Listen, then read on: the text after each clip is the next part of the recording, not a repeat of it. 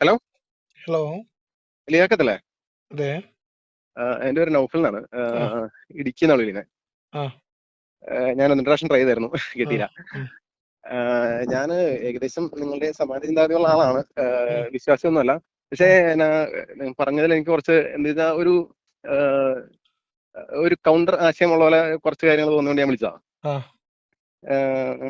ഒരു ചോദിക്കട്ടെ? അതായത് എന്നാ, നമ്മുടെ ഈ മുഹമ്മദ് നബി ആണെങ്കിൽ ഈ 7 അടിമകളെ കൊടുത്തു വാങ്ങിയ ഉം. ഒരാളുടെ, അയ്യോ ആളുടെ പേരെന്താന്ന് പറഞ്ഞു പോയി. സഫിയ. ഏ, സഫിയ. ഓക്കെ. ഈ സഫിയയുടെ കേസാണെങ്കിൽ ഇപ്പം നിങ്ങൾ പറഞ്ഞ വീഡിയോസ് ഞാൻ കണ്ടിരുന്നു, അത് വെരിഫൈ ചെയ്തിരുന്നു. മീൻസ് ആ ഉം. ഹദീസുകൾ ഉണ്ടെന്നുള്ളതെല്ലാം നോക്കി ഉം. സംഭവം ഉണ്ടെന്ന് കണ്ട് ബോധ്യപ്പെട്ടാണ്. ഉം. പക്ഷേ എനിക്ക് അതിനകത്തൊരു ആശയം തോന്നിയെന്ന് വെച്ചാൽ, ഒരു പക്ഷേ ഇപ്പം ഈ സഫിയ എന്ന് പറയുന്നത് ആ ട്രൈബിലെ ഒരു ഉയർന്ന ക്യൂനാണല്ലോ, ഒരു ഉയർന്ന ഉം. പൊസിഷനുള്ള ആളാണല്ലോ. ഉം. അപ്പോൾ ഒരു പക്ഷേ ആ ഒരു പൊസിഷൻ കീപ്പ് ചെയ്യുന്നതിന് വേണ്ടി തിരിച്ചു വാങ്ങിയതായിക്കൂടെ? അത്രയും ഉയർന്ന പൊസിഷനിലുള്ള ഒരാള് അടിമയായിട്ട് പിടിക്കോ? അല്ല, അതൊക്കെ ഇപ്പം അടിമ സമ്പ്രദായത്തിനോട് നമുക്ക് താല്പര്യമില്ല, നമ്മളത് എടുക്കുന്നില്ല. മീൻസ് ഇപ്പൊ ആ ഒരു സമ്പ്രദായം ഫോളോ ചെയ്യുന്ന ഒരു ഈ സമൂഹമാണെന്ന് വെച്ചോ. ഉയർന്ന ജാതി താഴ്ന്ന ജാതി എന്നുള്ള വിവേചനം ഇസ്ലാമിൽ ഇല്ലല്ലോ. ഇല്ല, അത് ശരിയാണ്. ഉം. ആ, അല്ല, എം എം അക്ബറിന്റെ ഒരു നമ്മളെല്ലാവരും വാദം ഞാൻ കണ്ടിരുന്നു മനുഷ്യരല്ലേ. അങ്ങനെ. അതെ, തീർച്ചയായിട്ടും. അപ്പൊ ഒരാളോട് ഉം, എടുത്തോളം പറഞ്ഞ അടിമയാണത്. ഒരാളോട് ഒരു അതെ, അതെ. സ്ത്രീ വേണമെന്ന് പറഞ്ഞു, അയാൾ ഒരു സ്ത്രീയെ ആ, ഇപ്പൊ അയാൾ കൈക്കലാക്കി. എടുത്തു. അതെ, അത് ഞാൻ വായിച്ചിരുന്നു. അപ്പൊ എടുത്തു കഴിഞ്ഞപ്പോഴത്തേക്കും വേറെ ആൾ വന്നിട്ട് നബിയോട് പറയുന്നുണ്ട്, അത് ഇത് ഉന്നത കുലജാതയാണെന്ന് ആ, പറയുമ്പോ പറയണ്ടേ, പറയുമ്പോ അങ്ങനെ കുലജാത ഒന്നും നമുക്ക് ഇസ്ലാമിലില്ല, ഉം, ഉം, നമ്മളെല്ലാരും ഉം, ആദമിന്റെ മക്കളാണ് തീർച്ചയായിട്ടും എന്ന് അതൊന്നും പറയണ്ടേ പോയിന്റാണ്. ചെയ്യണ്ടേ. ഞാനാണെങ്കിൽ മറ്റേ ഈ എം എം അക്ബറിന്റെ ഒരു കൗണ്ടർ കണ്ടിരുന്നു അതിനകത്ത്. ആ. പുള്ളിയുടെ ഒരു വാദം ഇതാണ്. അതായത് അത് ഇസ്ലാമിന്റെ വാദത്തെ അവര് തന്നെ പൊളിച്ചോണ്ടിരിക്കാണ്. ഇപ്പൊ എന്ത് ചെയ്യാൻ പറ്റും. ഇപ്പം ഒരറ്റത്ത് നമ്മളിപ്പം ശരിയാക്കി വരുമ്പോ ഒരറ്റത്ത് പൊളിഞ്ഞോണ്ടിരിക്കുകയാണ് അത്. പൊളിഞ്ഞോണ്ടിരിക്കുകയാണെന്നുള്ളത്. ഉം. ഇപ്പം ഒരാളുടെ സൈഡ് കേൾക്കുമ്പോഴത്തേക്കും അതിന് ബാക്കി എന്താ പറയാ, ഉം. ഇവരെന്താണ് കൗണ്ടർ കൊടുക്കുന്നത് നമ്മൾ കേൾക്കണമല്ലോ. അപ്പം ആ. അങ്ങനെ ഇപ്പൊ അന്വേഷിച്ച് കഴിഞ്ഞപ്പോഴത്തേക്കും ഒരു സംഭവം കണ്ടപ്പോൾ ഞാൻ ചോദിച്ചതേ ഉള്ളൂ. ഉം. ആ, ആയിക്കോട്ടെ. പിന്നെ അതുപോലെ നമ്മുടെ ഈ എന്നാ, മുഹമ്മദ് നബി ആണെങ്കിൽ അബ്ദുള്ള ജനിച്ചു കഴിഞ്ഞിട്ട് മരിച്ചു കഴിഞ്ഞിട്ട് 4 വർഷം കഴിഞ്ഞിട്ടാണ് ജനിച്ചതെന്നുള്ള ഒരു ആ. ഒരു ഇതുണ്ടല്ലോ. ഉം. ആ, ഒന്നും നമ്മളുടെ ഒരു അത് ആക്ഷേപമൊന്നുമല്ല. ആ, നമുക്ക് അത് അത്ര എന്താ പറയാ, നമുക്ക് താല്പര്യമുള്ള ഏരിയ അല്ല അത്. ആ, പക്ഷെ ഇവർക്ക് ഒന്ന് പറഞ്ഞ് രണ്ടാമനെ തന്തക്ക് വിളിക്കുന്നതിന് തള്ള പഴച്ചതാണെന്ന് പറയുന്ന ഒരു ഏർപ്പാടുണ്ട് ഇവർക്ക്. അതതെ. ഇസ്ലാമിനെ വിമർശിക്കുന്നവരെ തന്തക്കും തീർച്ചയായിട്ടും. അതെ, തള്ളക്കും വിളിക്കുന്ന ഒരു ഏർപ്പാടുണ്ട്. അത് ഞാനും കുറെ പറയുന്നവൻ കേട്ടിട്ടുണ്ട്. അത് പറയുന്നവൻ അവരുടെ പ്രവാചകൻ എങ്ങനെ ജനിച്ചു എന്നുള്ളത് അത് കുറച്ചുകൂടി ഒരു ക്ലാരിറ്റി വരുത്തേണ്ടത് നിർബന്ധമാണ്. കാരണം ഇത് ഹംസയും പിന്നെ ഹംസായിന്റെ ഉമ്മാനെ അബ്ദുൽ മുത്തലിബ് കല്യാണം കഴിക്കുന്നതും ആ, അബ്ദുള്ളയുടെ ഉമ്മാനെ മുഹമ്മദ് കല്യാണം കഴിക്കുന്ന ഒറ്റ ദിവസമാണ്. മൂന്നും എങ്ങനെ ഒന്നുകൂടെ പറഞ്ഞാൽ കേട്ടില്ല, ക്ലിയർ ആയില്ല. ഹംസ എന്ന് പറയുന്ന ഒരു ഹംസത്തുൽ ഖറാർ ഉണ്ടല്ലോ, ഹംസത്തുൽ കർറ. ഹംസ ആ, ഇബ്നു അബ്ദുൽ മുത്തലിബ്. മുഹമ്മദ് ആ, ആ, നബിന്റെ വലം കൈ ആയിരുന്നു അലിയും ഹംസയും. ആ, ആ, ഓക്കെ. ആ. അതില് പിന്നെ ഹംസ എന്ന് പറയുന്നത് ഈ പറയുന്ന അബ്ദുൽ മുത്തലിബിന്റെ മകനാണ്, അബ്ദുള്ളയുടെ സഹോദരനാണ്. അബ്ദുൽ മുത്തലിബ് എന്ന് അബ്ദുൽ പറയുന്നത് മറ്റേ. മുത്തലിബിന്റെ മകനാണ്, ആ, ആ, അതായത് വല്ലിപ്പ, മുഹമ്മദിന്റെ വല്ലിപ്പ. ആ, ആ, അപ്പൊ ഈ മുഹമ്മദിന്റെ സോറി ഹംസ അല്ല, പിന്നെ സോറി ഹംസ എന്ന് പറയുന്നത് എളാപ്പയാണ് ആ, മുഹമ്മദിന്റെ. മുഹമ്മദിന്റെ. അബ്ദുള്ള ആ, ബാപ്പയും. ആ, ഈ അബ്ദുള്ളാനെയും കൊണ്ട് കല്യാണം കഴിക്കാൻ പോകുന്ന സമയത്ത് അതേ ദിവസം കല്യാണം കഴിച്ച ഭാര്യയിൽ ഈ വല്ലിപ്പാക്ക് ഉണ്ടായ മകനാണ് ഹംസ. ആ, ഒന്നുകൂടെ പറഞ്ഞേ. അതായത് വാപ്പയും മുഹമ്മദിന്റെ വാപ്പയും വല്യപ്പയും കൂടിയും വാപ്പയും വല്ലിപ്പയും ഒരേ തവണ ഒരേ കല്യാണം ദിവസം കല്യാണം കഴിച്ചിട്ട് ഓ, ഓക്കെ. ആ, ആ, വാപ്പാക്കുണ്ടായ മോനാണ് മുഹമ്മദ്, വല്ലിപ്പാക്കുണ്ടായ മോനാണ് ഹംസ. ആ, ഇവര് ആ. തമ്മില് ഏജിൽ 3 വയസ്സിൽ കൂടുതൽ വ്യത്യാസമുണ്ട് ഇസ്ലാമിക ചരിത്രം അനുസരിച്ച്. ഓ, ആ. ഓക്കെ. ഹംസയും മുഹമ്മദും തമ്മിൽ ഏജിൽ 3 വയസ്സിന് വ്യത്യാസമുണ്ട്. അതെ. അബ്ദുള്ള എന്ന് ഉം. പറയുന്നവര് കല്യാണം കഴിഞ്ഞ് ഒറ്റ തവണയാണ് അവര് വീട്ടിൽ ഒരുമിച്ച് താമസിച്ചത്. ഒറ്റ തവണ മീൻസ് എത്ര ദിവസമാണെന്നറിയില്ല. ഉം, ഉം, ഉം. എന്തായാലും ഏതാനും ആഴ്ചകൾ അല്ലെങ്കിൽ മാസങ്ങൾക്കുള്ളിൽ ആള് മരിക്കുന്നുണ്ട്. 3-ാമത്തെ മാസത്തിനുള്ളിൽ, 3 മാസത്തിനകത്ത് ആ, അബ്ദുള്ള മരിക്കുന്നുണ്ട് ഈ അബ്ദുള്ള കല്യാണം കഴിഞ്ഞിട്ട്. മരിക്കുന്നുണ്ട്. ആ. ഓ, ഓക്കെ, ഓക്കെ, ഓക്കെ. അപ്പൊ ആ, എങ്ങനെ ഇത് പോസിബിൾ ആയി? യെസ്. Okay, okay, okay. ഈ അതൊന്ന്. ഹംസ എന്ന് അത് പറയുന്ന ക്യാരക്ടർ എനിക്ക് പുതിയ അറിവാണ്. അത് ഓക്കെ. കഴിഞ്ഞിട്ട് ഈ ആ, അലീമ സോറി പിന്നെ ഈ പറയപ്പെടുന്ന ആമിന പ്രസവിച്ചു കഴിഞ്ഞിട്ട് കുഞ്ഞിനെ അബ്ദുൽ മുത്തലിബിന്റെ അടുത്താണ് കൊണ്ടുവന്ന് ഏൽപ്പിച്ചു കൊടുത്തിട്ട് പോകുന്നത്. ആ, ആ, ആ, ആ. ആ, ഇനി അവര് അബ്ദുൽ മുത്തലിബ് ബാക്കി എന്ന് പറയുന്നത് വിശ്വാസികളാണ് പറയണ്ടേ. വല്യപ്പാടെ അടുത്ത്. വല്ലിപ്പാന്റെ അടുത്താണ് ആ, കുട്ടീനെ അതെ. കൊണ്ടുവന്ന് കൊടുത്ത് പോകുന്നത്. Okay okay okay. ഇനി ബാക്കി ബാക്കി കണക്ക് പറയേണ്ടത് അവരാണ്, വിശ്വാസികളാണ്. ഓക്കെ നമുക്കത് ഓക്കെ ഓക്കെ. അത് നമ്മളുടെ വിഷയമല്ല. അപ്പൊ മുഹമ്മദ് നബിയുടെ ജനനമല്ല നമ്മൾ ഇസ്ലാമിന്റെ, മുഹമ്മദിന്റെ പിതാവ് ആരാന്നുള്ളതല്ലല്ലോ ഇസ്ലാമിന്റെ ആശയത്തിന്റെ അതെ തെളിവ്. അതെ അതെ, അത് ശരിയാണ്. ഉം. അതല്ല, നമ്മളിങ്ങനെ ഈ അന്വേഷിച്ച് പോകുമ്പോഴത്തേക്ക് അപ്പം പഠിച്ച് മീൻസ് ഞാനാണെങ്കിൽ ഇത് പഠിക്കുന്നതിന് മുമ്പ് തന്നെ വേണ്ടെന്ന് വെച്ച ആളാണ്. ഉം. എന്റെ പ്രശ്നം ദൈവം ഉണ്ടോ ഇല്ലോ എന്നുള്ളതായിരുന്നു ആദ്യത്തെ എന്റെ പ്രശ്നം. ഈ ഇസ്ലാം ഉണ്ടോ ഇല്ലോ എന്നുള്ളതിനെക്കാട്ടിലും അത് ഫ്രീ വില്ലിന്റെ പ്രശ്നമായിരുന്നു എനിക്ക് ആദ്യമേ തോന്നി തുടങ്ങിയത്.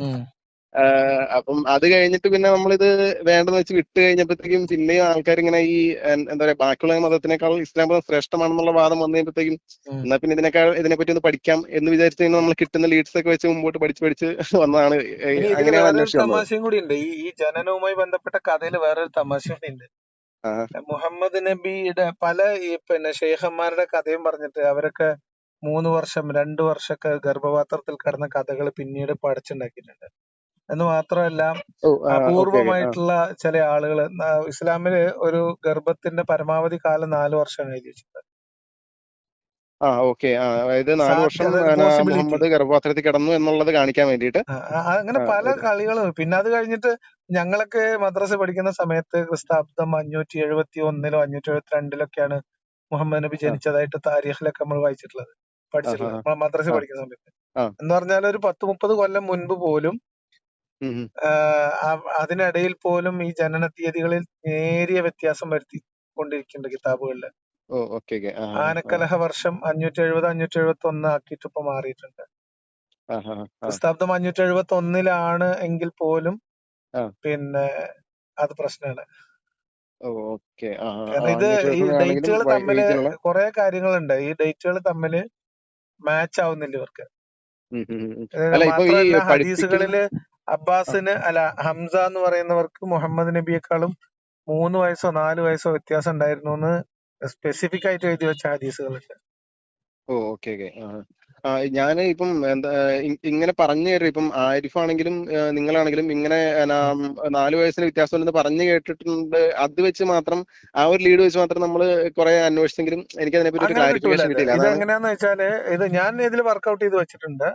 ഞാൻ അതിന്റെ റിസർച്ച് കംപ്ലീറ്റ് ചെയ്ത് അതിന്റെ ഒരു ഇത് അവിടെ ഡോക്യുമെന്റ് ഉണ്ടാക്കി വെച്ചിട്ടുണ്ട്. പക്ഷെ എന്താ വെച്ചാൽ നമ്മൾ ഇതൊരു ആരോപണമായിട്ട് പറയേണ്ട കാര്യമല്ല. നമ്മൾ ആക്ഷേപിക്കുന്നത് ഒരാളുടെ പിതൃത്വത്തെ ആക്ഷേപിക്കലൊന്നും നമ്മള് ആധുനിക മനുഷ്യന്റെ രീതിയല്ല. ഒരാള് ചെയ്ത കാര്യങ്ങൾ, അയാളുടെ ആശയം, അയാളുടെ പ്രവൃത്തി, ഇത് നോക്കിയാൽ മതി. അയാൾ എങ്ങനെ ജനിച്ചു എന്നുള്ളത് തീർത്തും അപ്രസക്തമായിട്ടുള്ള കാര്യമാണ്. അതെ, ഞാനൊരു കാര്യം പറയട്ടെ. ഇപ്പം എന്തായാലും വീഡിയോ അപ്ലോഡ് ചെയ്യുന്നുണ്ടോ? ചെയ്യുമായിരിക്കല്ലോ. അപ്പോ അല്ല, ആ കൂട്ടത്തില് എനിക്ക് ഇതിന്റെ ഒരു ഇതും കൂടെ ഇടുക എന്ന് വെച്ചാൽ മറ്റേ ഇത് നമുക്ക് ഇത് സാധീകരിക്കുന്ന ഒരു ഹദീസും കൂടെ വെക്കാൻ പറ്റുമോ? അതാകുമ്പം ഒരു ലീഡ് കിട്ടുമായിരുന്നു. അതുകൊണ്ട് ഞാൻ ചോദിച്ചാ. അല്ല, അത് ഒരു ഹദീസ് അല്ല, അതൊരു 3-4 ഹദീസുകളും കാര്യങ്ങളൊക്കെ ഉൾപ്പെടുത്തി ചെയ്യേണ്ടതാണ്. അത് ഞാനിപ്പോ പുറത്തുകൂടെ ഉദ്ദേശിക്കാത്തൊരു സാധനമാണ്. ഞാനതൊരു ചർച്ചയാക്കാൻ ആഗ്രഹിക്കാത്ത സാധനമാണ്. അതുകൊണ്ടാണ് നോക്കാതെ. ആയിക്കോട്ടെ, ഒരു മിനിറ്റ് കേട്ടോ, ഒരു മിനിറ്റ്. തിരക്കിലാണോ? ഞാനൊരു കോള് വരുന്നുണ്ട്, അത് ഞാൻ വിളിക്കാം. ശരി. ശരി. ഹലോ ഹലോ, ലിയാക്കത്തല്ലേ? അതെ, മനസ്സിലായി. ഞാൻ കുറച്ച് ദിവസം മുമ്പ് ഒന്ന് വിളിച്ചിട്ടുണ്ടായിരുന്നു. നമ്മുടെ എന്താ പറയാ, അന്നേരം മുഹമ്മദ് നബിയുടെ ഇല്ലെജിറ്റിമേറ്റ് ബർത്തിനെ പറ്റിയൊക്കെ സംസാരിച്ചോണ്ട് ഓർക്കണ്ടോ? എന്തിനെ പറ്റി? മുഹമ്മദ് നബിയുടെ ബർത്തിനെ പറ്റിയൊക്കെ സംസാരിച്ചു. അതായത് അബ്ദുള്ള വാപ്പായാവാൻ സാധ്യതയില്ല എന്നുള്ള ഒരു കാര്യം പറഞ്ഞു. ഓർക്കുന്നുണ്ടോ? എന്ന് ഞാൻ പറഞ്ഞല്ലോ. അങ്ങനെയൊക്കെ നമുക്ക് പറയാൻ വേണമെങ്കിൽ നല്ലേ. എനിക്ക് അങ്ങനെ അങ്ങനത്തെ കാര്യങ്ങളൊന്നും സംസാരിക്കാൻ താല്പര്യമില്ലാത്ത ഒരാളാണ് ഞാൻ. അതെന്താ? അല്ല, അങ്ങനെ പറയേണ്ട കാര്യമില്ല. ഒരാള് ഉയർത്തുന്ന ആശയത്തോട് സംസാരിക്കാൻ അയാളുടെ തന്തക്ക് വിളിക്കേണ്ട കാര്യമില്ല എന്നുള്ളതാണ് എന്റെ നിലപാട്. ഓക്കെ. അതല്ല, ഞാനാണെങ്കിൽ അതിന്റെ ആ ഒരു ഹിസ്റ്ററി ആയിട്ട് ബന്ധപ്പെട്ട് ചോദിച്ചതാണ് അന്ന്. അപ്പൊ അന്നാണെങ്കിൽ എനിക്ക് ഹംസ എന്ന് പറഞ്ഞൊരു പേര് പറഞ്ഞിട്ടുണ്ടായിരുന്നു. അതായത് മുഹമ്മദ് നബിയുടെ വല്യപ്പാടെ ആ സെയിം ഡേറ്റിലാണെന്ന് പറഞ്ഞിട്ട്. അപ്പോ ഞാൻ അതിനെപ്പറ്റി കുറച്ച് അന്വേഷിച്ച സംഭവം ഈ പറഞ്ഞ പോലെ എന്താ പറയാ, ഈ പറഞ്ഞ രണ്ടുപേരുടെയും കല്യാണം നടന്നത്. ഞാൻ ചോദിക്കുന്നത്, ഇതിലൊക്കെ റിസർച്ച് ചെയ്യാൻ എന്തിരിക്കുന്നു, അതിന്റെ കാര്യം എന്താന്നുള്ളതാണ് എനിക്ക് മനസ്സിലാകാത്തത്. ഞാനത് ഈ ആശയപരമായിട്ട് മറുപടി പറയാൻ പറ്റാതെ ഒറ്റ തന്ത 2 തന്ത എന്നൊക്കെ പറഞ്ഞ് നടക്കുന്ന ആൾക്കാരോട് മീൻസ് തിരിച്ചു ചോദിക്കുന്ന, മീൻസ് ആ ഒരു ഫീലിൽ നടക്കുന്ന ആൾക്കാർ ഇതും കൂടി അറിഞ്ഞു വെക്കണം എന്നുള്ള ഉദ്ദേശത്തിൽ മാത്രം എടുത്തതാണ്. പറയുന്ന ഒരു കാര്യമാണ്. അതിനകത്ത് റിസർച്ച് ചെയ്യാനും മാത്രമുള്ള സാധനം ഉണ്ടെന്ന് എനിക്ക് തോന്നില്ല. പക്ഷെ ഞാൻ അതിന്റെ ഡോക്യുമെന്റ്സ് കളക്ട് ചെയ്ത് വെച്ചിട്ടുണ്ട്. നിങ്ങൾ ഓക്കെ. പറഞ്ഞത് പറയൂ. അല്ല ഞാനിപ്പം നിങ്ങൾ പറഞ്ഞപ്പോൾ ഞാൻ അതിൽ കുറച്ച് അതുമായിട്ട് ബന്ധപ്പെട്ട് കുറച്ച് അന്വേഷിച്ചു. അപ്പം അന്വേഷിച്ചപ്പം സംഭവം ഇത് പറഞ്ഞത് ശരിവെക്കുന്ന കുറച്ച് ഹദീസുകളും കാര്യങ്ങളും ഒക്കെ കുറച്ച് ആർട്ടിക്കിൾസും ഒക്കെ വായിച്ച് കുറച്ച് കാര്യങ്ങളൊക്കെ മനസ്സിലായി.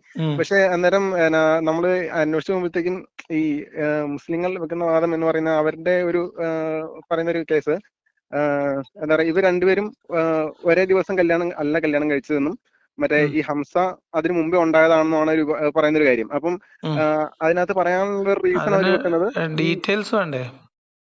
അല്ല, ഈ അബ്ദുൽ മുത്തലിബിന്റെ മുത്തലിബ് എടുക്കുന്ന ഒരു ശബ്ദം ഉണ്ടല്ലോ, മറ്റേ 10 കുട്ടികളുണ്ടാകുമ്പോഴത്തേക്കും ഒരാൾ ബലി കൊടുത്തേക്കാന്ന് പറഞ്ഞിട്ട് മറ്റേ അപ്പൊ ആ ടൈമില് ഈ എന്താ പറയാ അബ്ദുല്ലാനെയാണല്ലോ ബലി കൊടുക്കാൻ വേണ്ടിട്ട് സെലക്ട് ചെയ്യുന്നത്. അപ്പൊ ആ ടൈമില് ഈ ഹംസ ജനിച്ചിട്ടുണ്ടായിരുന്നു, അന്നേരം 10 മക്കളാവുള്ളൂ എന്നുള്ളൊരു ക്ലെയിം ഉണ്ട്. അത് മനസ്സിലായില്ല. അതായത് ഈ ഹംസയും കൂടെ ജനിച്ചിട്ടുണ്ടെങ്കിൽ അന്നേരം 10 മക്കളാവുള്ളൂ ഈ അബ്ദുൽ മുത്തലിബിന്, അന്നേരമാണ് ബലി കൊടുക്കാൻ പോകുന്ന കാര്യം പറയുന്നത്. അതായത് അബ്ദുള്ളനെ ബലി കൊടുക്കുന്ന സമയത്ത് ഹംസയും കൂടി ഉണ്ടായിരുന്നു എന്നാണ് പറയുന്നത്. അല്ല, കാരണം എങ്കിലല്ലേ 10 മക്കളാവുള്ളൂ. അപ്പൊ എന്നാ ഹാലേനെ കല്യാണം കഴിക്കുന്നതിന് മുമ്പ് കുട്ടികൾ ഉണ്ടായിട്ടുണ്ടാവും. അല്ല, ഞാൻ ചോദിച്ചേ ഇപ്പം അല്ല, ഹലേന അന്നേരം മുമ്പേ കല്യാണം കഴിച്ചിട്ടുണ്ടാണെങ്കിലും മതിയല്ലോ. അല്ല, ഞാൻ ചോദിച്ചതെന്ന് വെച്ചാല് ഇത് നിങ്ങൾ പ്രൂഫ് കണ്ടിട്ടുണ്ടോ? അല്ല, ഈ ബലി കൊടുക്കാൻ പോകുന്ന ഒരു ഇൻസിഡന്റ് ഉണ്ടല്ലോ, ബലി കൊടുക്കുമ്പം അബ്ദുല്ലാനെയാണല്ലോ ബലി കൊടുക്കാൻ സെലക്ട് ചെയ്യുന്നത്. അത് നമുക്ക് ഇതിലൊക്കെ നമുക്ക് ക്ലിയർ ആയിട്ടുള്ള ഡാറ്റ വേണം. ഇപ്പൊ ഇങ്ങനത്തെ കാര്യങ്ങൾ ഇപ്പൊ ഇസ്ലാമികമായിട്ട് പറയുകയാണെങ്കിൽ ഇസ്ലാമിന്റെ ഡാറ്റ എങ്കിലും വേണ്ടേ? വേണ്ടേ? അതെ അതെ. അതെവിടുന്ന് കിട്ടും? അതല്ല, ഞാനാണെങ്കിൽ ഈ പറഞ്ഞ പോലെ ഞാനാണെങ്കിൽ ഈ ഇസ്ലാമിന്റെ ഡേറ്റ ഹദീസ് അല്ലെങ്കിൽ അങ്ങനെയുള്ള ചരിത്ര ഗ്രന്ഥങ്ങൾ അങ്ങനെ അധികം വായിച്ചിട്ടില്ല പറയുന്നത്. ഇപ്പം അതായത് ഈ ആർട്ടിക്കിൾസ് എഴുതിയവര് ഈ ഹദീസുകൾ കോട്ട് ചെയ്തിട്ട് അങ്ങനെയുള്ള സംഭവങ്ങളെ ഞാൻ വായിച്ചിട്ടുള്ളൂ. അപ്പോ ഞാൻ വായിച്ചതിൽ എനിക്ക് മനസ്സിലായ ഒരു കാര്യമാണ് ഇതിനൊന്ന് കറക്റ്റ് ചെയ്യാൻ വേണ്ടി പല ആംഗിളിൽ, അതായത് പല ഏരിയകളിൽ വർക്ക് നടക്കുന്നുണ്ട്. അതൊന്നും ഒരു സീരിയസ് ഇഷ്യൂ ആയിട്ട് നമ്മളിപ്പോ അബ്ദുൽ മുത്തലിബ് ആയാലും അബ്ദുള്ള ആയാലും ഒക്കെ അവരൊക്കെ ഇസ്ലാം സ്വീകരിക്കാത്ത ആൾക്കാരോ ഇസ്ലാമിൽ ഇല്ലാത്ത ആൾക്കാരുമാണ്. അപ്പൊ അവരുടെ ഭാഗത്ത് എന്തെങ്കിലും ഇവരുടെ ഭാഷയിൽ പറഞ്ഞാൽ മോശമായിട്ടുള്ള ഒരു പ്രവണത ഉണ്ടായി എന്നുള്ളത് മുഹമ്മദിനെയോ മുഹമ്മദിന്റെ ആശയത്തെയോ ബാധിക്കുന്ന കാര്യമല്ല. എങ്കിലും ഇത് അവരുടെ തന്നെ ഒരു അപകർഷതയിൽ നിന്നാണ് അവർ ഈ കറക്ഷൻ മെഷേഴ്സ് എടുക്കുന്നത്. ഈ തബരിയുടെ ഹിസ്റ്ററിയിലും തബക്കാത്തുൽ കബീർ എന്ന് പറഞ്ഞിട്ട് കിതാബ് അൽ തബക്കാത്തുൽ കബീർ എന്ന് പറഞ്ഞ ഇബ്നു സഅദിന്റെ ഒക്കെ ഹിസ്റ്ററി പുസ്തകങ്ങളുണ്ട്. അതായത് ഓരോ ഇൻസിഡന്റും വിത്ത് പ്രൂഫ്, മീൻസ് പരമാവധി ഹദീസുകളും കാര്യങ്ങളൊക്കെ കോട്ട് ചെയ്തിട്ട് ഇതിനകത്തൊക്കെ വളരെ ക്ലിയർ ആയിട്ടുള്ള ഇൻസിഡൻസ് ഉണ്ട്. ഇനി അത് മാത്രമല്ല, നമ്മുടെ നാട്ടില് ഈ സംഭവം ഞാൻ കണ്ടിരുന്നു. ഈ തബരിയുടെ ആണോ എന്ന് കറക്റ്റ് ഓർക്കുന്നില്ല. ആ സംഭവം ഞാൻ കോറയിലാണെങ്കിൽ ഒരു ആർട്ടിക്കിൾ വായിച്ച ടൈമിൽ എഴുതിയ ആളാണെങ്കിൽ ഈ ഹലാലിനെ കല്യാണം കഴിച്ച കാര്യം എഴുതിയിട്ടുണ്ട്. അപ്പൊ അതിനകത്താണെങ്കിൽ ഈ തബരിയുടെ ഇത്രാമത്തെ വോളിയത്തിൽ ഇത്രാമത്തെ പേജിൽ ഈ സംഭവം ഉണ്ടെന്ന് പറഞ്ഞിട്ട് എഴുതിയിട്ടുണ്ട്. സെയിം സ്ഥാനം ഞാനാണെങ്കിൽ അന്വേഷിച്ച് മറ്റേ archive.com എന്ന് പറഞ്ഞുകൊണ്ട് ആ സൈറ്റിൽ കയറിയപ്പോൾ ആ സാധനം കിട്ടി, അത് വായിച്ചിട്ടുണ്ട്. സംഭവം തബരിയുടെ തബരിയാണെന്ന് എനിക്ക് കറക്റ്റ് ഓർക്കണില്ല, ഞാൻ വായിച്ചാണ് സംഭവം. എന്തായാലും ഒരു ഹിസ്റ്റോറിക്കൽ ഡോക്യുമെന്റിൽ ഈ സാധനം മെൻഷൻ ചെയ്തിട്ടുണ്ട്. അബ്ദുല്ലായും അബ്ദുൽ മുത്തലിബും ഒരേ ദിവസം കല്യാണം കഴിച്ചെന്നുള്ള അത് ഞാൻ സമ്മതിച്ചിട്ടുണ്ട്. അത് ഒരിടത്തല്ല, ഒന്നിലധികം സ്ഥലത്ത് അതുണ്ട്. ഇനി അബ്ദുൽ മുത്തലിബിനെ സ്വതന്ത്രമായിട്ട് എഴുതുന്നിടത്തും ഈ പറഞ്ഞതുപോലെ അബ്ദുൽ മുത്തലിബ് ഹാല വിവാഹം വേറെ എവിടെയെങ്കിലും വിശദീകരിച്ച് എഴുതിയതായിട്ടും കാണുന്നില്ല. ഒന്നാമത്തത് ഹാലയും ഹംസ ബിൻ അബ്ദുൽ മുത്തലിബ് ഒന്നും അബ്ദുള്ളയോളം പ്രാധാന്യമല്ല ഇസ്ലാമിന്റെ ഹിസ്റ്ററിയില്. അബ്ദുൽ മുത്തലിബ് അത് ഹിസ്റ്ററിയിൽ ആവശ്യമുണ്ട്, അത്രേ ഉള്ളൂ. അതിനപ്പുറത്തേക്ക് ഇതിന്റെ ഒന്നും എന്താ പറയാ ആവശ്യമില്ല. മീൻസ് അത് ഇസ്ലാമുമായിട്ട് ഡയറക്റ്റ് ബന്ധമില്ലാത്ത ഹിസ്റ്ററി ആയതുകൊണ്ടായിരിക്കാം മേ ബി. എന്ന് മാത്രമല്ല, ഇവര് ഹംസയുടെ ബർത്ത് ഒക്കെ റെക്കോർഡിക്കലി 623 അല്ല 624 ആണെന്നാണ്. 623, 24, 25 ഇതിലേതെങ്കിലും ഒന്നാണ് എന്നാണ് പറയപ്പെടുന്നത്. അപ്പൊ അതൊക്കെ ഈ ഞാൻ പറഞ്ഞ എങ്ങനെ ഞാൻ പറഞ്ഞ കാര്യമുണ്ടല്ലോ, മറ്റേ ബലി കൊടുക്കാൻ വേണ്ടിട്ട് പോകുമ്പോഴുള്ള ഒരു കാര്യം. അന്നേരം ഈ അബ്ദുല്ലാനെ ആണെങ്കിൽ അബ്ദുല്ലയ്ക്ക് പകരം 100 ഒട്ടകങ്ങളെ കൊടുത്തിട്ട് അബ്ദുല്ലാനെ ബലി കൊടുക്കണ്ട എന്നുള്ള തീരുമാനത്തിലേക്കാണല്ലോ വരുന്നത്. അപ്പൊ ഞാനിപ്പോ പറയാൻ കേസ് എന്താണെന്ന് വെച്ചാല് ഈ ബലി കൊടുക്കുന്ന ആ സിറ്റുവേഷനിൽ അല്ല, പുള്ളിക്ക് ഇത് 10 മക്കളുണ്ടെങ്കിലല്ലേ ബലി കൊടുക്കാൻ പോളൂ. അബ്ദുൽ മുത്തലിബിന്റെ ഏറ്റവും ഇളയ പുത്രനായിട്ടുള്ള അബ്ദുള്ളേനെയാണ് ബലിയെടുക്കാൻ നോക്കുന്നത്. അല്ലെങ്കിൽ എന്താ അബ്ദുള്ളക്ക് എന്താ പ്രത്യേകത? അതല്ല അല്ല ഇളയ മകനായിട്ടുള്ള അബ്ദുല്ലാൻ എന്ന് പറയുമ്പം ഹംസ അതല്ല, ഒന്നില്ല. പക്ഷെ ഹംസ ഒന്നില്ലാന്ന്. ആ, പക്ഷെ 10 മക്കൾ ഉണ്ടെങ്കിലല്ലേ പുള്ളി അപ്പൊ ബലി ഇറക്കാൻ അങ്ങനെയാണെങ്കിൽ ബലി കൊടുക്കാൻ അബ്ദുള്ളേനെക്കാളും മൂത്ത പോകണ്ടുള്ളൂ. ആളാവണ്ടേ ഹംസ? അതെ, അത് ശരിയാണ്. ഓ, ആ സമയത്ത് അബ്ദുള്ള ഇളയ മകനാണെന്നല്ലേ? ആ, അല്ലെങ്കിൽ ബലി കൊടുക്കാൻ പോകുന്ന ടൈമില് അബ്ദുള്ള ഇളയ അല്ലെങ്കിൽ മകനാണ്. ഹംസ അബ്ദുള്ളേനേക്കാൾ മൂത്തതാവണം. Okay okay. അല്ല, ഞാൻ ഇവരോടൊന്നും ഇത് തർക്കി അല്ല ഇതിപ്പോ ഞാനൊരു കണ്ടന്റ് ചെയ്യാനാണെങ്കിൽ എന്റെ അടുത്ത് ഇഷ്ടംപോലെ പ്രൂഫ് ഉണ്ട്. അതായത് പല ഹദീസുകളിലും മുഹമ്മദ് നബിയുമായിട്ട് ബന്ധപ്പെട്ട യുദ്ധത്തിന്റെ സമയത്തും പല ഹദീസുകളിൽ പലയിടത്തായിട്ട് ഹംസയും മുഹമ്മദ് നബിയും തമ്മിലുള്ള പ്രായ വ്യത്യാസം ഹദീസുകളിൽ പലയിടത്ത് ഉണ്ട് ഉണ്ട് എഴുതിയിട്ടുണ്ട്. ഉണ്ട്, ഞാൻ കണ്ടിട്ടുണ്ട്. അതായത് ഈ മുഹമ്മദ് നബിക്ക് മുല കൂട്ടുന്ന ഒരു സ്ത്രീ ഉണ്ടല്ലോ, ഫസ്റ്റിലെ മുല കൂട്ടുന്ന ഒരു ഇതുണ്ട്, അത് ആ ഹദീസ് ഞാൻ വായിച്ചിട്ടുണ്ട്. അതായത് 2 കൊല്ലം മുമ്പ് ഹംസയ്ക്ക് ഈ സ്ത്രീ അതിനെ മുല കൂട്ടിയിരുന്നു എന്ന് പറഞ്ഞിട്ടാണ് ഹദീസ്. അതൊക്കെ കണ്ട് ബോധ്യപ്പെട്ടിട്ടുണ്ട് ഞാൻ. ഹംസ 568 ജനിച്ചത് എന്നാണ് പ്രബലമായിട്ടുള്ള കണക്ക്. മുഹമ്മദിന്റെ ജനനം 571 സോറി 571 ആനക്കലഹ വർഷത്തിലാണ്. അപ്പൊ ഞാൻ ചോദിക്കണേ, ഇത് ഇവർക്ക് ഇങ്ങനെ കറക്റ്റ് ചെയ്യാൻ പറ്റില്ല. കാരണം ഇത് ഒരു കിതാബ് മാത്രം തിരുത്തിയാൽ പോരാ, പലയിടത്ത് പോയി തിരുത്തണം. വേറെയും കുറെ ഇൻസിഡൻസ് ഉണ്ട്. ഞാൻ കിതാബിലൊക്കെ പറയാൻ തുടങ്ങിയാൽ വേറെ കഥകളുണ്ട്. അതായത് മുഹമ്മദ് നബിക്ക് ആയിഷയും ഹഫ്സയും കൂടെ വിഷം കൊടുത്താണെന്ന് വേണമെങ്കിൽ നമുക്ക് ഗ്രന്ഥത്തിന് വായിച്ചെടുക്കാൻ പറ്റും. ജബ്ബാർ മാഷ് പറഞ്ഞ മാതിരി വരികൾക്കിടയിലൂടെ വായിച്ചാൽ നമുക്ക് കിട്ടും. മറ്റേ മരിയത്തുൽ കിബ്തിയുടെ ഇതുമായിട്ട് ബന്ധപ്പെട്ട അതൊന്നല്ല, അതൊക്കെ കഴിഞ്ഞിട്ട്. അതായത് ഈ ഹൈബറിലെ വിഷം തീണ്ടിയതുമായി ബന്ധപ്പെടുത്തിയിട്ട് മുഹമ്മദ് നബിക്ക് ഭയങ്കര പ്രശ്നം ഉണ്ടായിരുന്നു എന്ന് ആയിഷ കുറെ ഹദീസുകൾ ഉദ്ധരിച്ചിട്ടുണ്ട്. 4 വർഷം വരെയൊക്കെ പിന്നെ ഡിലേ ചെയ്യാവുന്ന, നിലനിർത്താവുന്ന അത്രയും എന്താ പറയാ, സയന്റിഫിക് ആയിട്ടുള്ള പോയിസണിങ്ങിനൊന്നും ഉള്ള പ്രാബല്യമുള്ള കാലമല്ല അത്. മനസ്സിലായോ? അപ്പൊ ഇറച്ചിയിൽ വിഷം കൊടുത്ത് വിഷം തീണ്ടി എന്നൊക്കെ അറിഞ്ഞാൽ അതൊക്കെ ഒരു 6 മാസം 1 വർഷം വരെയൊക്കെ ആ കാലഘട്ടത്തിലുള്ള ടെക്നോളജി ആയിട്ട് പറ്റുള്ളൂ. ഇപ്പൊ വളരെ മൈന്യൂട്ട് ആയിട്ടുള്ള കെമിക്കൽ സാധനങ്ങളൊക്കെ വെച്ചിട്ട് വേണമെങ്കിൽ നമുക്ക് അങ്ങനെ ഇത് ചെയ്യാം, സ്ലോ പോയിസണിങ് ഒക്കെ ചെയ്യാം. പക്ഷെ അന്ന് അതിനൊന്നും കഴിയില്ല. ആ സമയത്ത് 4 വർഷത്തിലാണ് ഇവർ മരിക്കുന്നത്. എന്ന് മാത്രമല്ല, മുഹമ്മദ് നബി അവര് ഫോഴ്സ്ഫുള്ളി മരുന്നുകൾ കൊടുക്കുന്നതിനെ എതിർത്തിരുന്നു എന്ന് സഹീഹായ ഹദീസ് ബുഖാരിയിലുണ്ട്. മനസ്സിലായോ? ഇവര് ബലം പ്രയോഗിച്ചിട്ട് പിന്നെ ഒരു ദിവസം അബൂബക്കർ വന്ന സമയത്ത് ഇയാളുടെ മുഹമ്മദ് നബി ഉറക്കത്തിന് എഴുന്നേക്കുമ്പോൾ അയാളുടെ കവിളിനകത്ത് മരുന്നുണ്ടായിരുന്നു. എന്നിട്ട് മുഹമ്മദ് നബി, ഞാൻ പറഞ്ഞിട്ടില്ലേ എന്നോട് ഇങ്ങനെ ഫോഴ്സ്ഫുള്ളി എനിക്കിങ്ങനെ ഒന്നും തരരുതെന്ന്. അത് മുഹമ്മദ് നബിക്ക് ഭയമുണ്ടായിരുന്നു ഭക്ഷണത്തില് ഇവരൊക്കെ ആയിഷയൊക്കെ വിഷം കൊടുക്കുമോ എന്നുള്ള പേടി ഉണ്ടായിരുന്നു. മനസ്സിലായി? അപ്പൊ മുഹമ്മദിന്റെ ഷിയാക്കളുടെ വിശ്വാസം അനുസരിച്ച് ആയിഷയും ഹഫ്സയും കൂടി മുഹമ്മദ് നബിനെ കൊന്നു എന്നാണ് കഥ. ആയിഷ വിഷം കൊടുത്തു. ഉണ്ട്. ആയിഷ വിഷം കൊടുത്തു, എന്നിട്ട് ആയിഷ ഹഫ്സയുടെ അടുത്തേക്ക് പോയി, അങ്ങനെയൊക്കെയുള്ള കഥകളുണ്ട്. അപ്പൊ ഇങ്ങനെ കുറെ അലിയും ഫാത്തിമയും പിന്നെ അബൂബക്കറൊക്കെ ആയിട്ടുള്ള പ്രശ്നത്തിന്റെ തുടക്കം എന്നൊക്കെ പറഞ്ഞിട്ട് അങ്ങനെ കുറെ കാര്യങ്ങളുണ്ട് ഇതിനകത്ത്. ഇതൊക്കെ ഇതൊക്കെ ചരിത്രമാണ്. ഈ അലിക്കെതിരെ എങ്ങാണ്ടോ ആയിഷയും സേനനെ കൊണ്ടുപോകുന്ന ഒരു സംഭവം കണ്ടില്ലേ? അലിക്കെതിരെ ആയിഷ വരുന്നുണ്ട്, ഉമർ പിന്നെ ഫാത്തിമയെ ഭീഷണിപ്പെടുത്തുന്നുണ്ട്, വീട് കത്തിക്കും എന്ന് പറയുന്നുണ്ട്, അത് ഞാൻ വായിച്ചിട്ടുണ്ട്. അബൂബക്കറിനെ. ഇങ്ങനെ കുറെ സാധനങ്ങളുണ്ട്. ഇതൊന്നും ഞാൻ വേറെ കേസ്, ഞാൻ അന്ന് വിളിച്ചതും വേറൊരു കാര്യം ചോദിക്കാൻ വേണ്ടി വിളിച്ചതാ. പിന്നെ ഞാൻ അത് 2 പ്രാവശ്യം വിളിച്ചിട്ട് നിങ്ങളെ കിട്ടാത്തോണ്ട് കിട്ടുമെന്ന് ഒരു പ്രതീക്ഷയിലാണ് വിളിച്ചത്. അതുകൊണ്ട് അന്ന് ചോദിക്കാനും പറ്റിയില്ല. അതായത്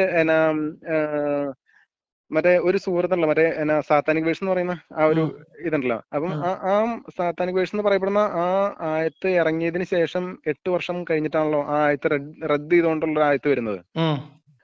അപ്പം നോക്കേണ്ടി വരും. അതൊന്നും ഏകദേശം, അതായത് മക്കയിൽ വെച്ചിട്ടാണ് ആദ്യം ഈ മറ്റേ സാത്താനിക് വേഴ്സ് എന്ന് പറയപ്പെടുന്ന ആയത്ത് ഇറങ്ങുന്നത് അല്ലെ? അത് കഴിഞ്ഞിട്ട് പിന്നെ മദീനയിലേക്ക് പോയി കഴിഞ്ഞിട്ട് എന്തായാലും ഒരു 5-6 വർഷം കൂടിയോ. അത്രയും കഴിഞ്ഞിട്ടാണ് മദീനയിൽ വെച്ച് മറ്റേ സൂറത്തില് ആയത്ത് അവതരിച്ച് അങ്ങനെയല്ല എന്നുള്ളത് പറയുന്നത്. അപ്പോ ഈ ഡ്യൂറേഷനിൽ അങ്ങനെയാണെങ്കിൽ മുഹമ്മദ് ആണെങ്കിൽ ഈ ലാത്ത ഉസ്സ മനാത്ത അതിനെ ഏതിനെങ്കിലും ആരാധിക്കുന്നതായിട്ട് എന്തെങ്കിലും സംഭവം ഉണ്ടാവണ്ടേ? ലാത്ത ഉസ്സ മനാത്തേന് മുഹമ്മദ് അവരെ സ്പെസിഫിക് ആയിട്ട് അവരെ പേരെടുത്ത് പറഞ്ഞ് ആരാധിച്ചിരുന്നോന്ന് അറിയില്ല. പക്ഷെ ആ വിഗ്രഹങ്ങളൊക്കെ ഉണ്ടായിരിക്കുമ്പോ മുഹമ്മദ് നബി അവിടെ പോകും, നിസ്കരിക്കും, കഅബയെ തവാഫ് ചെയ്യുകയും ഒക്കെ ചെയ്തിരുന്നു. അത് ഈ ആയത്തിറങ്ങിയതിന് ശേഷം അതോ അതിനു മുമ്പും? അതിനു മുമ്പും. ഓക്കെ. ഓക്കെ. ഞാനിപ്പം പറയാൻ കാരണം വെച്ചാൽ ഈ ഇങ്ങനെ ഈ ആയത്ത് ഇറങ്ങിയതിനെ അന്ന് രാത്രി തന്നെ അത് റദ്ദ് ചെയ്തുകൊണ്ട് അറിവ് വഹി കിട്ടിയിട്ടുണ്ട് എന്നൊക്കെ പറഞ്ഞിട്ട് ചില ക്ലൈമുകളുണ്ടല്ലോ. അപ്പം ആ ക്ലൈം തെറ്റാവണമെങ്കിൽ ഈ പറഞ്ഞ അടുത്ത ആയത്ത് ഇറങ്ങുന്ന വർഷം വരെ, ഇതിപ്പോ ഈ 5-6 വർഷം വരെ മുഹമ്മദ് ആണെങ്കിൽ ഈ പറഞ്ഞ ലാത്ത ഉസ്സ മനാത്ത എന്ന് പറഞ്ഞ സാധനങ്ങളെയൊക്കെ ആരാധിച്ചിട്ടുള്ളതായിട്ട് എന്തെങ്കിലും തെളിവുകളോ കാര്യങ്ങളോ വേണ്ടേ? സ്പെസിഫിക് ആയിട്ടുള്ള ഹിസ്റ്ററി നമുക്ക് കിട്ടൂലല്ലോ. മുഹമ്മദ് നബി അവിടെ അത്തരം പാഗൻ ആരാധനകളിൽ പങ്കെടുത്തതായിട്ട് പറയില്ല. പക്ഷെ ആ കഅബയിലേക്ക് പോകുമ്പോൾ അവിടെ അതിനെ തവാഫ് ചെയ്യുകയൊക്കെ ചെയ്യുന്നത് സ്ഥിരം പതിവായിരുന്നു പുള്ളിയുടെ. കഅബയിലെ ഓൾറെഡി ആ ടൈമിലെല്ലാം വിഗ്രഹങ്ങളൊക്കെ ഉണ്ടല്ലോ. ഓക്കെ, അത് ശരിയാണ്. അത് മാത്രല്ല മക്കം ഫത്തിന് ശേഷം പിന്നെ 1 വർഷം കഴിഞ്ഞിട്ടാണ് അവസാനം പുള്ളി ഇതെല്ലാം വിഗ്രഹങ്ങൾ പുള്ളിയുടെ ഫസ്റ്റ് ഹജ്ജിലാണ് ഈ വിഗ്രഹങ്ങൾ തച്ചുടച്ച് കളയുന്നതും അവിടുന്ന് എടുത്ത് കളയുന്നതും. അതിന് മുമ്പത്തെ 1 വർഷം ഇവര് ഹുദൈബിയ സന്ധിക്ക് ശേഷം തൊട്ടടുത്ത് വരുന്ന ഉംറയിലേക്ക് അവർ വരുന്നതൊക്കെ പിന്നെ അന്നൊക്കെ ആ വിഗ്രഹങ്ങൾ അവിടെ ഉണ്ട് അവര് തവാഫ് ചെയ്യുമ്പോ. ഹുദൈബിയ സന്ധിക്ക് ശേഷം ആദ്യത്തെ ബിലാല് ബാങ്ക് കൊടുക്കാനൊക്കെ അത് മക്കം ഫത്തിനാണ്. അതിനു മുൻപ് ഇവര് സൗഹാർദ്ദ അന്തരീക്ഷത്തിൽ വന്ന് പിന്നെ ഉംറ ചെയ്ത് തിരിച്ചു പോകുന്നുണ്ട് മുഹമ്മദ്. പിന്നത്തെ വർഷം ഹജ്ജിന് വേണ്ടിയിട്ട് ബാക്കി അബൂബക്കറും ടീമും വരുന്നുണ്ട്. ആ സമയത്തും ആ വിഗ്രഹങ്ങൾ അവിടെ ഉണ്ട്. അതിനുശേഷം പിന്നെ മുഹമ്മദിന് അങ്ങോട്ട് ഹജ്ജിന് വരാൻ വേണ്ടിയിട്ടാണ് മുഹമ്മദ് അവിടെയുള്ള ബഹുദൈവാരാധകർ അവിടുന്ന് ഉന്മൂലനം ചെയ്യാനുള്ള പരിപാടികളൊക്കെ ആസൂത്രണം ചെയ്യുന്നത്. അപ്പൊ അങ്ങനെ മുഹമ്മദ് വന്നതിന് ശേഷമാണ് ആക്ച്വലി വിഗ്രഹങ്ങളൊക്കെ തകർക്കുന്നത്. ഈ നിങ്ങൾക്ക് ഈ നമ്മുടെ മറ്റേ ഈ പുള്ളിയില്ലേ മുസ്തഫ മൗലവില്ലേ, ഈ പുള്ളിയുടെ കുറച്ച് ഡിഫറെന്റ് ആയിട്ടുള്ള ഐഡിയാസ് ആണല്ലോ.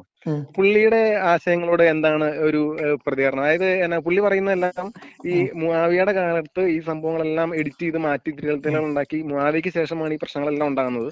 അപ്പം അതിനു മുമ്പ് മുഹമ്മദ് നബി എന്ന് പറയുന്നത് പക്ക എന്താ പറയാ, അതിന് നമുക്ക് തെളിവ് വേണം. മുആവിയ എഴുതിയതായിരുന്നില്ല മുഹമ്മദ് എന്ന് പറയുമ്പോ അത് വെറുതെ പറഞ്ഞാ പോരല്ലോ. മുഹമ്മദ് എന്തായിരുന്നു തെളിവ് വേണ്ടേ? പുള്ളിയാണെങ്കിൽ ഇപ്പം ഒരു എന്താ പറയാ, ഒരു മുഹമ്മദിനെ നെഗറ്റീവായിട്ട് ബാധിക്കുന്ന എല്ലാ ഹദീസുകളും അങ്ങോട്ട് തള്ളിക്കളഞ്ഞിട്ട് അതെല്ലാം മുആവിയ എഴുതിയതാണ് എന്നുള്ള ലെവലിൽ പറയുന്ന ആ ഒരു സ്റ്റൈലിലാണ് പുള്ളി പോകുന്നതെന്ന് തോന്നുന്നു. പുള്ളിയുടെ വാദം യുക്തിഭദ്രാണ് കുറച്ച്. കാരണം മുആവിയയുടെ വാപ്പ എന്ന് പറയുന്നത് അബൂ സുഫിയാനാണ്. അതെ. അത് ഞാനും ആലോചിച്ചിട്ടുണ്ട്. കാരണം ഈ മുആവിയ ആണെങ്കിൽ ഖുർആൻ പകർത്തി എഴുതാൻ വേണ്ടിയിട്ട് നബിയുടെ കൂടെ കൂടിയ ആളാണെന്നാണല്ലോ സുന്നികളുടെ വാദം. അതെങ്ങനെ ശരിയാകും? കാലഘട്ടം ആയപ്പോഴത്തേക്ക് അബൂബക്കറും ഉമറും അബൂ സുഫിയാനുമായിട്ടുള്ളൊരു കോക്കസ് രൂപപ്പെട്ടു വന്നു എന്ന് വിശ്വസിക്കുന്ന ഒരുപാട് ആൾക്കാരുണ്ട്. അതിനകത്തുനിന്ന് ഈ ഹഫ്സ എന്ന് പറയുന്നത് പിന്നെ ഉമറിന്റെ മകളാണ്. ആയിഷ എന്ന് പറയുന്നത് അബൂബക്കറിന്റെ മകളാണ്. മനസ്സിലായോ? അങ്ങനെ അബൂ സുഫിയാനുമായിട്ട് ഇവരൊരു ടൈപ്പ് ആയി എന്നുള്ള.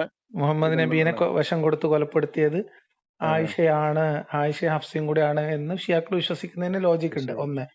രണ്ടാമത് അതിനുശേഷവും മുഹമ്മദ് നബിന്റെ കുടുംബത്തിലെ ആൾക്കാരെ വിഷം കൊടുത്ത് കൊന്നിട്ടുണ്ട്. അലി മരിക്കുന്നത് വിഷം കൊടുത്തിട്ടങ്ങണ്ടല്ലേ?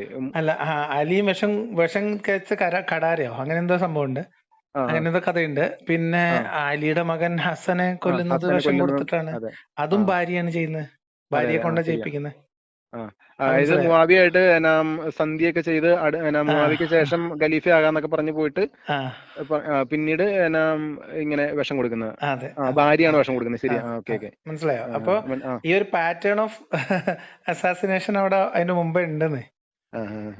ശരിയാണ്. പിന്നെ അത് മാത്രല്ല, നിങ്ങളാണോ ചോദിച്ചത് എനിക്കറിയില്ല, ഈ ഹൈബറിൽ വിഷം കൊടുത്തു എന്നത് എങ്ങനെ നമുക്ക് ലോജിക്കലി വിശ്വസിക്കാൻ പറ്റും എന്നുള്ളൊരു ചോദ്യം അവിടെ കിടക്കുന്നുണ്ടായിരുന്നു. ഞാൻ ചോദിച്ചല്ല. മനസ്സിലായോ? അപ്പൊ വിഷം എവിടെ നിന്ന് വന്നു എന്നുള്ളത് ഹൈബറിൽ നിന്ന് തന്നെ ആയിരിക്കുമോ എന്നുള്ള കാര്യത്തിൽ സംശയം ആർക്കും ആവാം. മുസ്തഫ മൗലവിയും അങ്ങനെ പറഞ്ഞു ഞാൻ കേട്ടിട്ടുണ്ട്. അതായത് ജൂത സ്ത്രീ കൊടുക്കുന്ന ഭക്ഷണം എങ്ങനെയാണ് കഴിക്കുക എന്നുള്ള ഒരു സെറ്റപ്പിൽ ആ ഒരു രീതിയിലാണ് പുള്ളിയുടെ വാദം. അതിനകത്ത് വിഷം ഉണ്ടാവും, അല്ല അല്ല അത്രയും നമ്മളിപ്പോ എന്താ വെച്ചാൽ ആർത്തിപ്പെട്ടാരാണ് ഒരേ മുഹമ്മദ് എന്നുള്ള. ഒരേ പിന്നെ നേതാവിനെ കുറിച്ച് രണ്ട് അഭിപ്രായങ്ങൾ, രണ്ട് ഹിസ്റ്ററി നമ്മുടെ മുമ്പിൽ ഉണ്ടെങ്കിൽ ആ അവിടെ നമ്മൾ ലോജിക് അപ്ലൈ ചെയ്തിട്ട് അത് പരിശോധിക്കുക എന്നുള്ളത് ബാധ്യതയാണ്. ഇപ്പൊ ഷിയാക്കൾ പറയുന്നത് കൊണ്ട് ഷിയാക്കൾ ജൂതന്മാരെ ചാരന്മാരാണ് എന്ന് പറഞ്ഞിട്ട് കാര്യമില്ല. അതെ അതെ. അവർ അഹ്ലുബൈത്തിന് പ്രാധാന്യം കൊടുക്കുന്നു, അഹ്ലുബൈത്തിന് പ്രാധാന്യം ഉണ്ട് എന്നുള്ളത് നമ്മളെ നാട്ടിലൊക്കെ കണ്ണീരണിഞ്ഞ കർബലയൊക്കെ ഒരു കാലഘട്ടം വരെ ഇവിടെ ഭയങ്കര വിഷയമായിരുന്നു. ഓക്കെ. ഹസനും ഹുസൈനും അലിയും ഒക്കെ ഭയങ്കര വീലപ്പുലി അലി കഥയൊക്കെ ഉണ്ടായിരുന്നു. പക്ഷെ അതെ അതിനുശേഷം അതെ. പിന്നെ ആ കഥയൊക്കെ അങ്ങ് മാറി. ഉം, ഉം, ഉം. എന്തായാലും മുആവിയ ഭയങ്കര ഫ്രോഡായിരുന്നു എന്നുള്ള കാര്യത്തിൽ സംശയമൊന്നുമില്ല. ഞാനും ഈ എന്താ പറയാ ഹിസ്റ്ററീസ് ഇതിനെ പറ്റിയുള്ള ചരിത്രങ്ങൾ നമ്മളിങ്ങനെ ആദ്യം ഈ പഠിച്ചു വരുന്ന സമയത്ത് മുആവിയനെ മുആവിയ ഇവര് തള്ളിക്കഴിഞ്ഞാലുള്ള പ്രശ്നം എന്താ വെച്ചാൽ മുആവിയനെ ഈ മുജാഹിദുകൾക്ക് തള്ളാൻ കഴിയില്ല. മുആവിയ റളിയല്ലാഹു അൻഹു എന്നാ പറയാ. അതെ. മുആവിയനെ തള്ളിക്കഴിഞ്ഞാലുള്ള പ്രശ്നം എന്താ വെച്ചാൽ മുആവിയയുടെ കൊട്ടാരത്തിലെ എഴുത്തുകാരനായിരുന്നു അബൂ ഹുറൈറ. ആ മനസ്സിലായോ? ആ അബൂ ആ ആ. ഹുറൈറ റിപ്പോർട്ട് ചെയ്തതും റിപ്പോർട്ട് ആയിഷ ചെയ്ത റിപ്പോർട്ട് ഹദീസുകളുണ്ടല്ലോ. ചെയ്തതുമാണ് ഏറ്റവും കൂടുതൽ ഉള്ളത്. ഓക്കെ പിന്നെ ഓക്കെ. അപ്പൊ മുആവിയനെ മനസ്സിലായോ? അങ്ങനെ തള്ളിക്കളയാൻ പറ്റത്തില്ല എന്നുള്ള അപ്പൊ പ്രശ്നമുണ്ട് അവിടെ. ആയിഷയും അബൂ ഹുറൈറനെയും തള്ളേണ്ടി വരും. അതെ. Okay okay okay. അബൂബക്കറിനെയും ഉമറിനെയും ഒക്കെ ലഅനത്തുല്ലാ എന്നല്ലാതെ പറയാൻ മറ്റവന്മാര് പറ്റാത്ത വിളിക്കൂല, ഇത് വരും. സുന്നി ഷിയാക്കൾ വിളിക്കൂല. ആ ആ ആ. മാത്രല്ല അബൂബക്കർ പിന്നെ ഉമറിന്റെ ഘാതകനെ രക്ഷപ്പെടുത്തിയത് ഉമറിനെ കൊല്ലുന്നത് മറ്റേ ഒരു അടിമ അല്ലേ ഉമറിനെ കൊല്ലുന്നേ? ആ മറ്റേ അബൂ ലുലുഅ എന്ന് പറയുന്ന. അബൂലുലു യെസ്. ഓക്കെ, ഞാൻ അബൂലുലു വായിച്ചിട്ടുണ്ട്. അബൂ ലുലുഅ അബൂലുലുവിന്റെ എന്നുള്ളത്. മക്ബറ എവിടെ അറിയാം? പുള്ളിക്ക് മക്ബറയൊക്കെ ഉണ്ട്. ഷിയാക്കളുടെ ആഘോഷ ദിവസമാണത്, പെരുന്നാള്. അതെനിക്കറിയാം. ഷിയാക്കൾ അബൂ ലുലുഅനെ ഭയങ്കരമായിട്ട് സപ്പോർട്ട് ചെയ്യുന്നുണ്ടെന്നുള്ള ഈ അതൊക്കെ. അബൂലുലുവിന്റെ പിന്നെ പിന്നെ അബൂലുല ശരി, അത് വേറെ കാര്യം. അബൂലുലുവിന്റെ അവരുടെ ശവകുടീരം, അബൂലുലുവിനെ അവിടുന്ന് രക്ഷപ്പെടുത്തിയത് അലിയാണ്. അലിയാണ്. അതെ അതെ, അത് ഞാൻ വായിച്ചിട്ടുണ്ട്. ആ അബൂ ലുലുഅനെ അവിടുന്ന് രക്ഷപ്പെടുത്തി കൊണ്ടുപോകുന്നതും നാട് കടത്തി വിടുന്നൊക്കെ അലിയാണെന്നാണ്. ആ അതായത് ഖലീഫയെ കൊന്ന ഒരാളെ അതെ അതെ.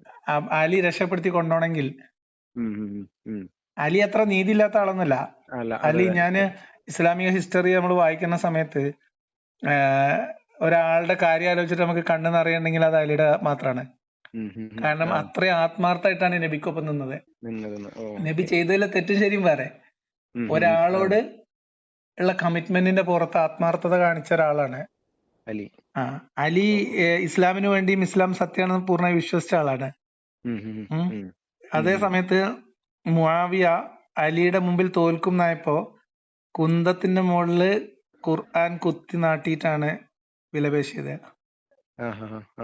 മനസ്സിലായോ? അപ്പൊ യുദ്ധം നിർത്താൻ അലി നിർബന്ധിതനാണ്. അപ്പൊ ഖുർആനിനോടുള്ള അലിയുടെ ബഹുമാനം മുആവിയക്ക് അറിയായിരുന്നു. അതിനു വേണ്ടിട്ട്. മനസ്സിലായോ? അപ്പൊ മുആവിയ ആരായിരുന്നു എന്നൊക്കെ അതിൽ നിന്നൊക്കെ തന്നെ കിട്ടും. അതെ അതെ, തീർച്ചയായിട്ടും. അതുപോലെ ഇവര് അംർ ഇബ്നു ആസും അലീനെ ചതിക്കുന്ന ഒരു സംഭവം ഇല്ല? അതുപോലെ ഉണ്ട്, കുറെ പേരുണ്ട്. ഈജിപ്തിലെ ഗവർണർ സ്ഥാനം കൊടുക്കാന്ന് മുആവിയ പറയുമ്പോഴത്തേക്കും അലീനെ ചതിച്ചിട്ട് മുആവിയയുടെ കൂടെ നിൽക്കുന്ന ഒരു സംഭവം ഉണ്ടല്ലോ, അംർ ഇബ്നു ആസ്. അംർ ഇബ്നു ആസും ഇവർക്ക് റളിയല്ലാഹു അൻഹു അല്ലേ? എല്ലാരും.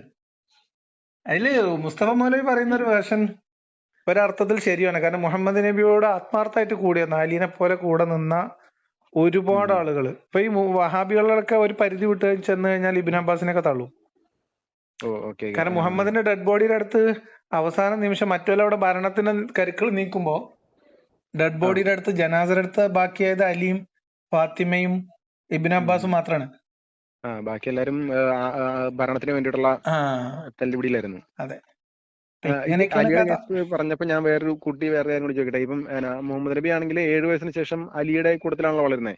അതായത് അലിയുടെ വാപ്പയല്ലേ വളർത്തുന്നത്. അപ്പം ഈ മറ്റേ മുസ്തഫ മൗലവി ചോദിച്ച തന്നെ ഒരു കേസുണ്ട്. അതായത് മുഹമ്മദ് നബി ആണെങ്കിൽ നിരക്ഷരനായിരുന്നു എന്നുള്ള പറയുന്നത്. പക്ഷെ 7 വയസ്സിന് ശേഷം ഈ അലിയുടെയും സഹോദരങ്ങളുടെയും കൂടെ വളർന്ന മുഹമ്മദ് നബിക്ക് എങ്ങനെ നിരക്ഷരനാകും എന്നുള്ളൊരു ചോദ്യം ഉണ്ടല്ലോ. അതായത് അലിയുടെ സഹോദരങ്ങളെ പറ്റിയൊക്കെ പഠിച്ചപ്പോഴത്തേക്കും എനിക്ക് മനസ്സിലായത് ഒരു സഹോദരൻ ഖുറൈശികളുടെ വംശാവലിയൊക്കെ എഴുതുന്ന, ചരിത്രമൊക്കെ എഴുതുന്ന ഒരു അങ്ങനത്തെ ഒരു ആളാണ്.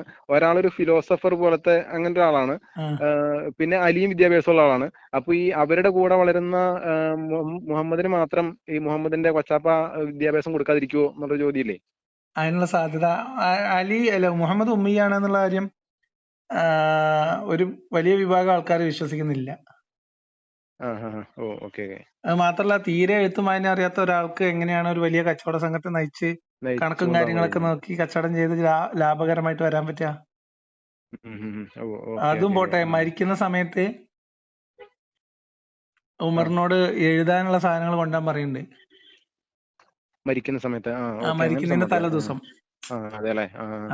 അന്നാണ് മരിച്ചത്. നിരക്ഷരകുഷിയായിരുന്നു എന്നൊക്കെ ചുമ്മാ അങ്ങ് അടിച്ചു ഉം. വിടാന്നുള്ളതല്ലാണ്ട് ചരിത്രങ്ങൾ അത് നോക്കുമ്പോൾ ഇപ്പുറത്ത് നമുക്കിതൊന്നും അത്ഭുതം അങ്ങോട്ട് ടാലി ഉണ്ടാക്കാൻ ആവാതെ വേണ്ടിട്ടാണ്. വരും. അതെ പിന്നെ അതെ, ഈ ഖുർആൻ പറയപ്പെടുന്ന ദൈവികമാണെന്ന്. ഇതിനകത്തുള്ള ഭയങ്കര ആയത്തുകൾ ഉണ്ടല്ലോ, അതായത് എന്താ നമ്മുടെ പേര്, ഇതാ വക്കത്തിൽ വാക്യ ലൈസലി വക്തിയ, അങ്ങനെ മീൻസ് ഭയങ്കര പ്രാസ് ഒപ്പിച്ചുള്ള കവിതാ ശകലങ്ങൾ വരുന്ന സാധനങ്ങൾ, അതൊക്കെ എഴുതിയിരുന്ന മൊഹമ്മദിന്റെ കൂടെ ഉണ്ടായിരുന്ന ഒരു എഴുത്തുകാരനാണ്. ഓക്കെ, ഒരു കവിയാണെന്ന് പറഞ്ഞ അതുവരെ ഖുർആനിനകത്ത് ഇൻക്ലൂഡ് ചെയ്തിട്ടുണ്ടെന്ന് പറഞ്ഞുകൊണ്ടൊക്കെ ഒരു ആർട്ടിക്കിൾ ഞാൻ കണ്ടിട്ടുണ്ടായിരുന്നു. അത് ഓക്കെ. വേറെ, അത് അയാള് പിന്നെ പിരിഞ്ഞു പോയി, മക്കയിലോട്ട് പോയി. അതല്ല, മുഹമ്മദിന്റെ കൂടെ കട്ടക്ക് നിന്നൊരു തെറിപ്പാട്ടുകാരൻ ഉണ്ടായിരുന്നു. അയാളുടെ കോൺട്രിബ്യൂഷൻ ആണ് ഈ കവിതാ രൂപത്തിലുള്ള ഖുർആനൊക്കെ. ഓക്കെ, അതല്ലേ.